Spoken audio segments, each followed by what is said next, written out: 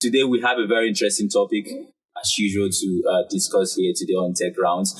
And sure, I will not be doing this alone. I have a very interesting personality with me that you will be meeting in the studio.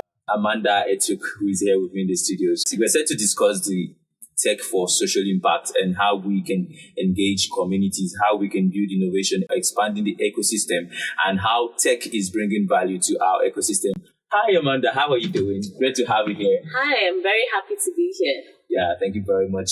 Just a sneak peek before she actually tells us who she is. So, Amanda is the founder of Messenger, a logistics platform, and then she is also a supply chain expert, also into sales and marketing and the logistics. I mean, I would have called her the queen of logistics because she's really deep into that sector. And yes, Amanda, I'm very happy to have you here in the studio today. How do you feel being on Tech Rounds? Well, I think a huge part of the business of building is talking about it. Yeah. I'm sorry that I have to now link to the scripture, but you can't light a candle and put it under the bushel. So a lot of people, there's always this balance. Are you supposed to spend so much time talking about what you do or actually be on the field doing it?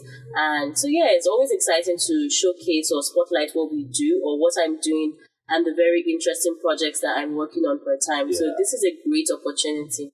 Thank you. Yeah, I mean, it's always good to talk about what you're doing as well as doing it. Yeah. Because people need to know, you're doing this and how can they benefit? Because if people don't know that there is a value in the ecosystem, they wouldn't know how to use it. So thank you very much for all you do. My name is Amanda Etuk. I am many things. I always say that. So when I talk about who I am, I don't necessarily start with what I do. Okay. So the core of who I am is to amplify things. I like to make things better, relationships, people. My main focus, or I'll say my calling, is improving lives of people around me. I invest a lot in my friendships, in my relationships, my family. Those are the things that are very important to me. I am most at peace in that setting. Those are things that give me joy. I find that I get a lot of happiness when I've made things better for somebody or for a community or just basically adding value. That's what excites me. So that's just a segue into who I am as a person. I'm from Akwa Ibom State. I'm very proud of where I'm from.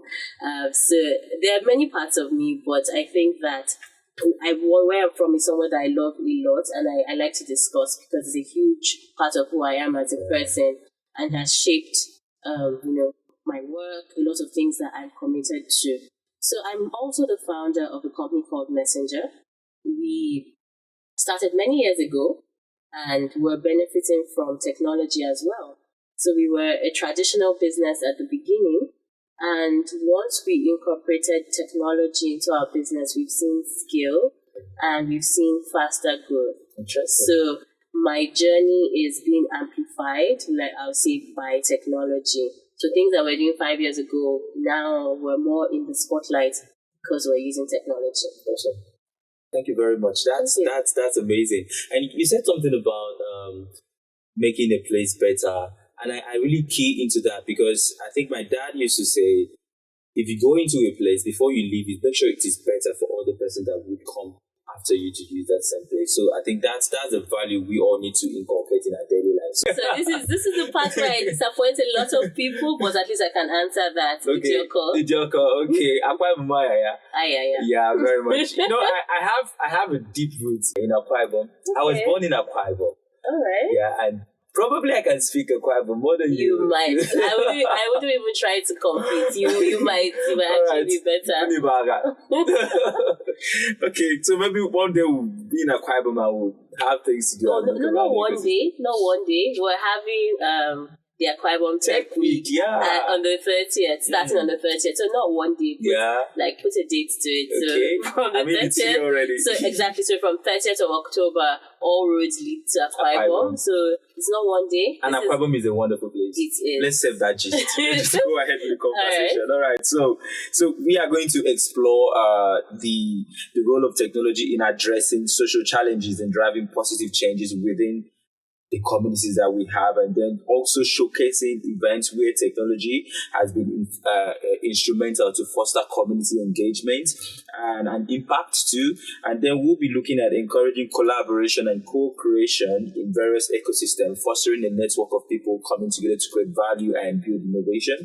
And then we'll also be looking at promoting digital inclusion and solutions for businesses, MSMEs, and small businesses. So, and then capacity building. What strategies do you recommend for ensuring that technology solutions are culturally sensitive? So that's an interesting question. Why I even like technology is because there hasn't been much of a, I would say, except for languaging and maybe building a particular language, there hasn't been a lot of barrier, let's say culturally, for adoption of technology. So in every sector, it's easy for us to use technology. I'll talk about the travel industry. In the past, you'd have to go to the airport to buy a ticket manually.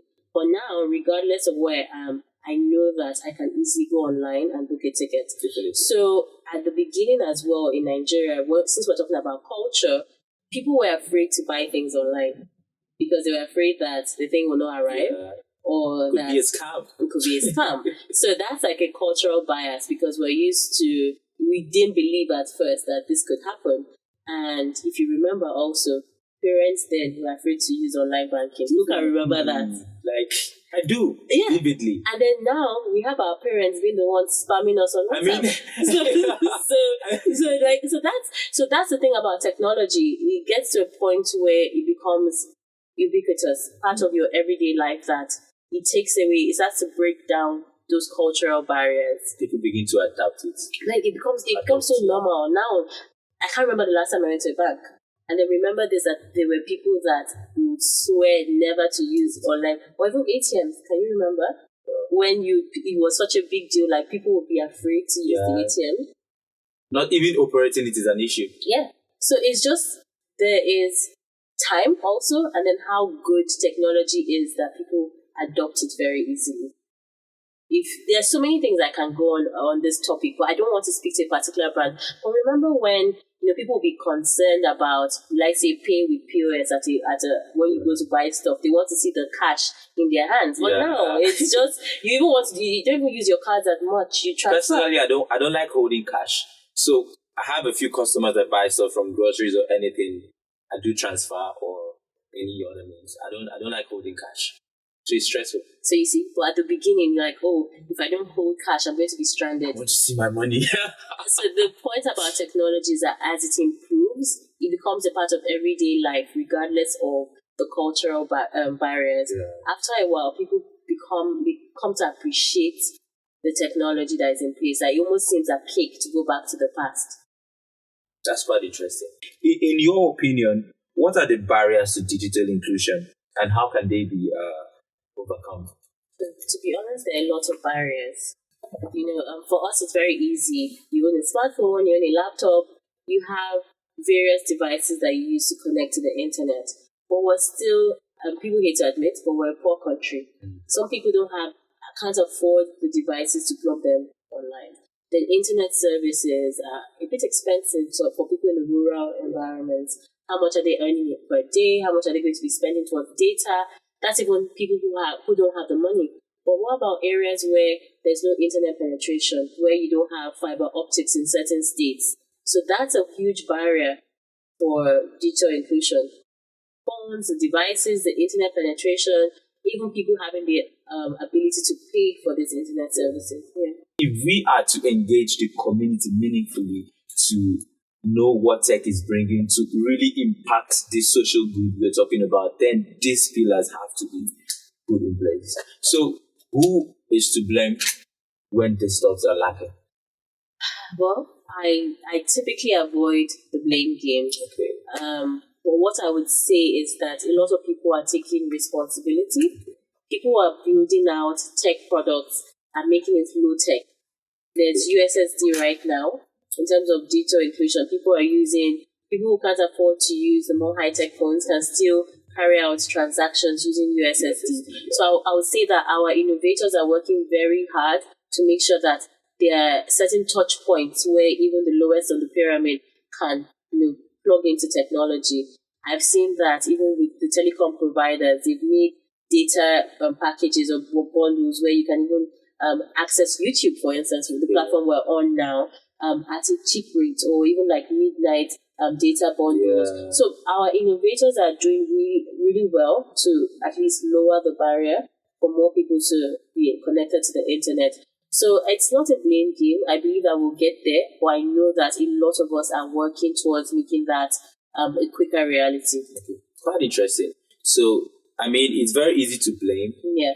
And very hard to do your own part. So maybe if we start doing our own parts, maybe we'll get to where we're actually heading to. All right, thank you very much. So speaking of innovators that are doing their parts and trying to see how we can build these pillars for digital inclusion, you are the founder of Messenger. So how are you impacting the society with what you're doing with So Messenger? I realized when I got in here that there's a video I could have shared way before this. I'll still do that after our conversation.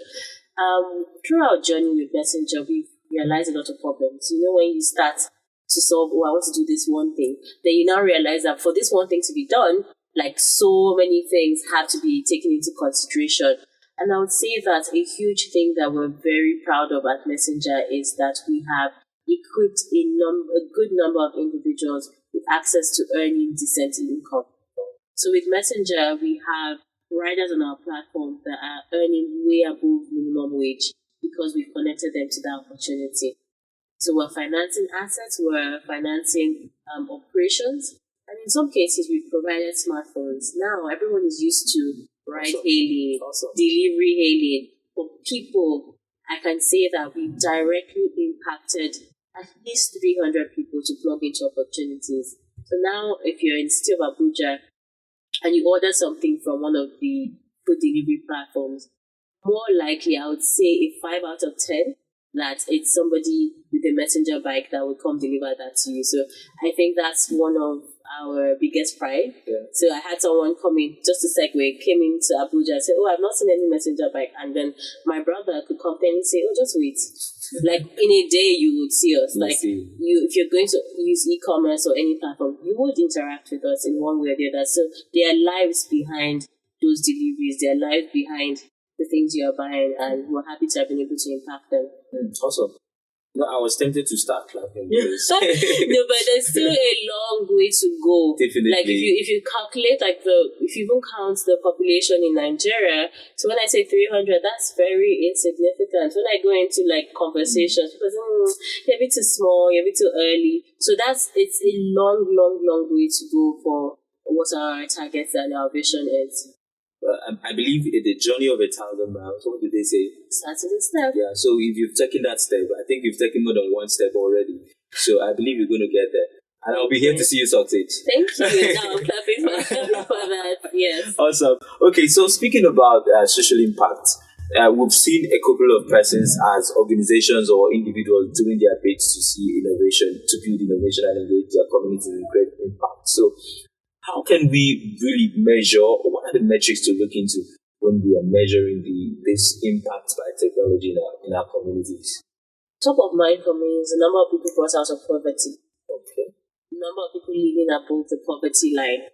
That's a huge, let's say, metric for me as a person and the projects that I engage in. So this project, whether technology, whether with Messenger, whether with the other things that we're planning, is that through this opportunity, are people going to be connected to opportunities where they can do better economically, financially? Are they going to be able to provide for themselves?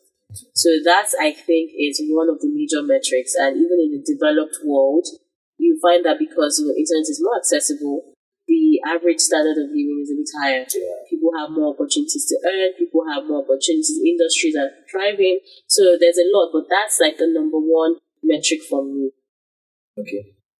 I think, and that's very significant, because if we are able to lift people from the poverty level, if we're able to lower the poverty level in the country, I think it's going to help a lot. Then looking at how to, you don't just wake up one day and say, okay, you're lowering the poverty level. People actually need to do some work by themselves too. And that's when I think some conversations ago I had with, I think, Chioma from Souk. Yeah.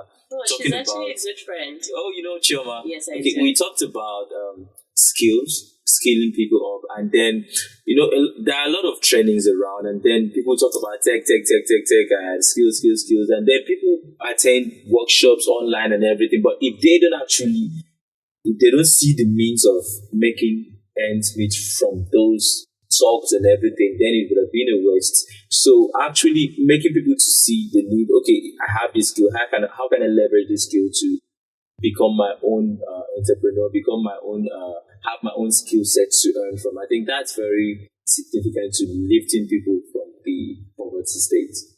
Well, you've mentioned something very important, which is the place of training.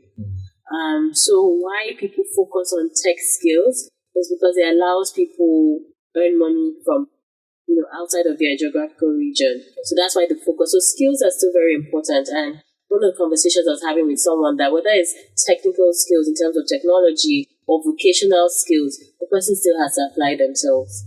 And at the end of the day, why we're so focusing so much on tech skills is that you can sell your skills outside of your geographical location. So, for example, with vocational skills, which I think are very important, you are going to be selling within your geography. But for example, if you train as a graphic designer, UI, UX, you can export your skills all over the world. You can stay in your village in Akwa Ibom and be able to earn from anywhere in Germany. As far as you're good. Exactly. As far as you're competent, as far as people can say, oh, this is what he's designed, he's really good at this. Nobody's going to care that you don't speak English properly. They want to see the quality of your work. And I that's a major reason why a lot of people are pushing those tech skills. We want people to, not everybody's going to be able to jump at the end of the day. Not everybody is going to be able to, move out. But we want to say, from where you are, you have opportunities that are global.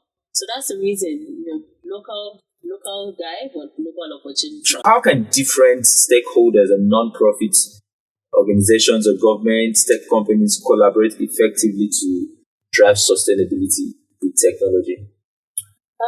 So everyone has a different focus area. I have to mention that. So some organizations, even within CSR or even within the UN Sustainable Development Goals, people have thematic areas that they're focused on. You know how I mentioned that we're particularly focused on providing decent economic opportunities? Some people are focused on the climate. So you'll find that as part of the CSR strategies, people will want to plug in different ways to their community. So for us, is to make sure that people have good jobs. And for other people, it's more like creating a talent pipeline.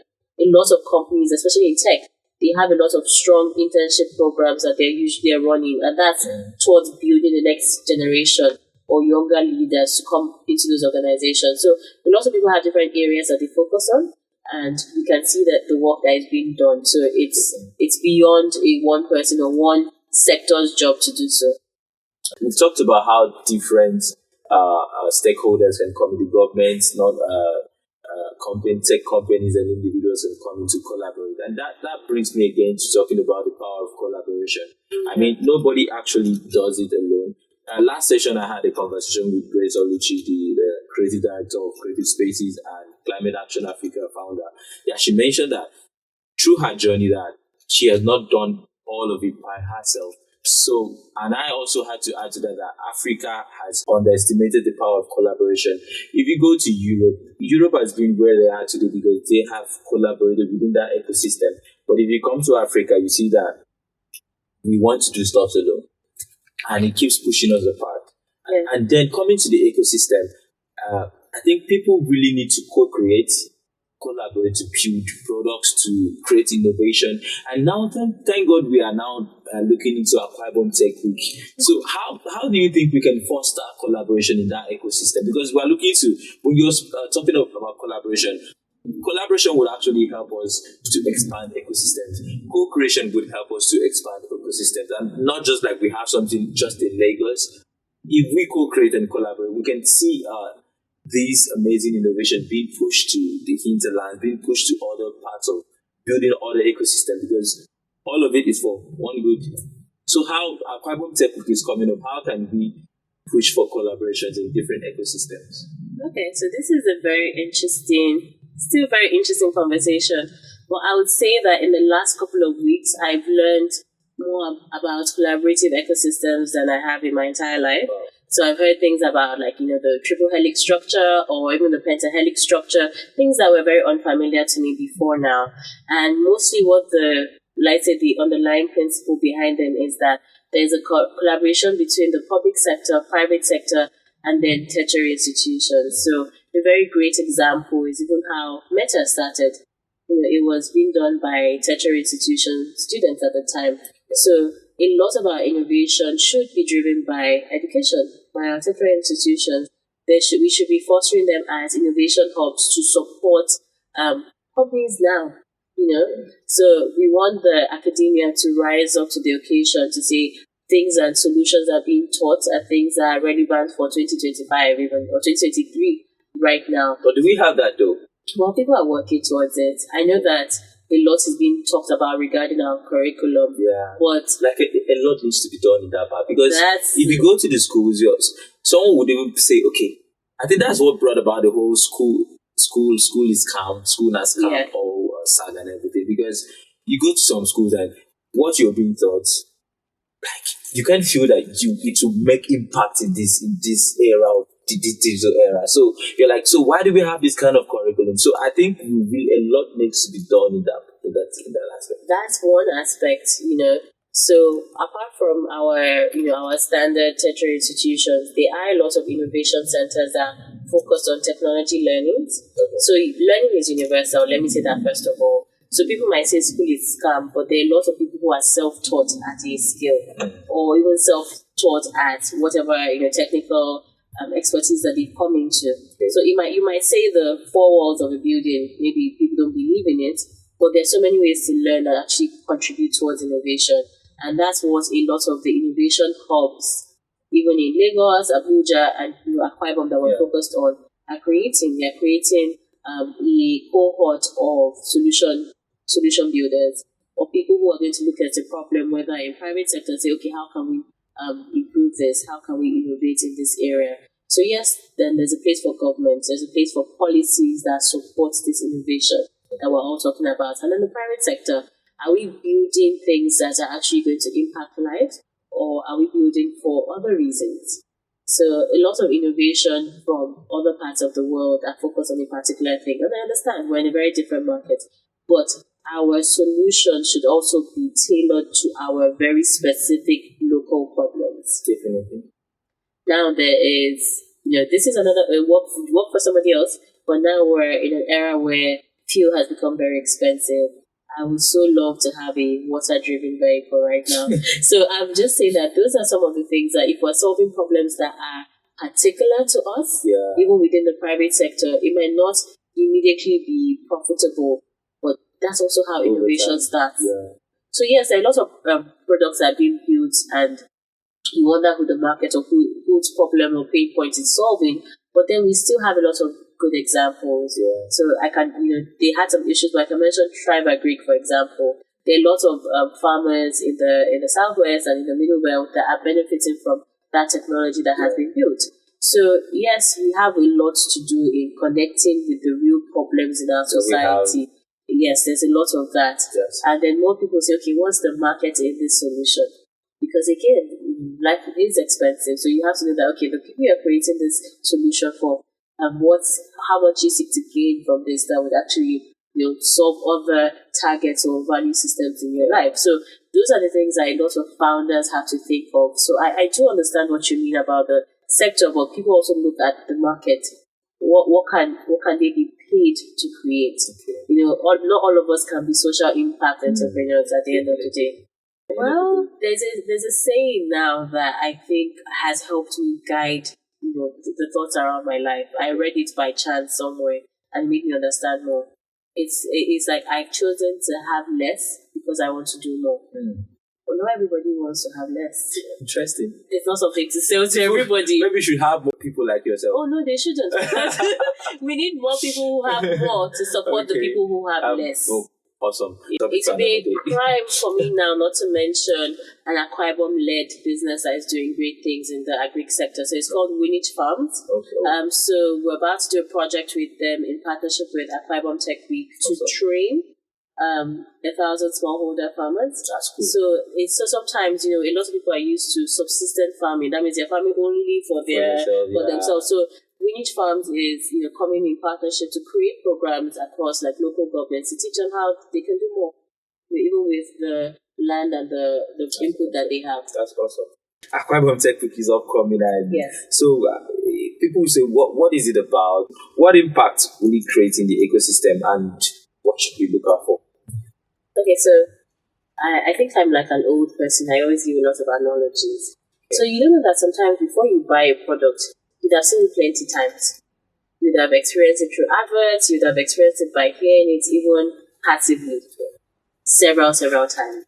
So for us, Akwa Ibom is this beautiful product. And what we're doing first is a showcase. People say, conferences is the same thing they say every time. Well, have you been to Akwa Ibom? So it's more like, this is an invitation first and foremost to Akwa Ibom, to experience Akwa Ibom. So when you come, we want to talk to you. We want to showcase our leaders, our innovators that are within Akwa Ibom. And so this is what we have. We're a beautiful state. We have the talent here. We have peace. We have good road infrastructure.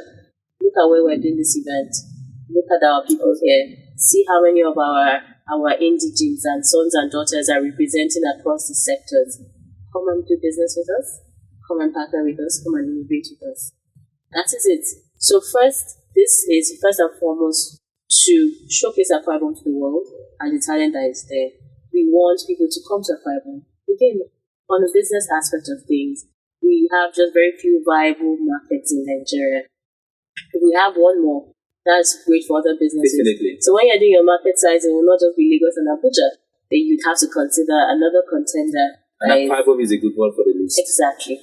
So that's the whole rationale behind it. So it doesn't just benefit us that from Akwa Ibom, but it benefits other people. So I've had someone from our committee share a very important story.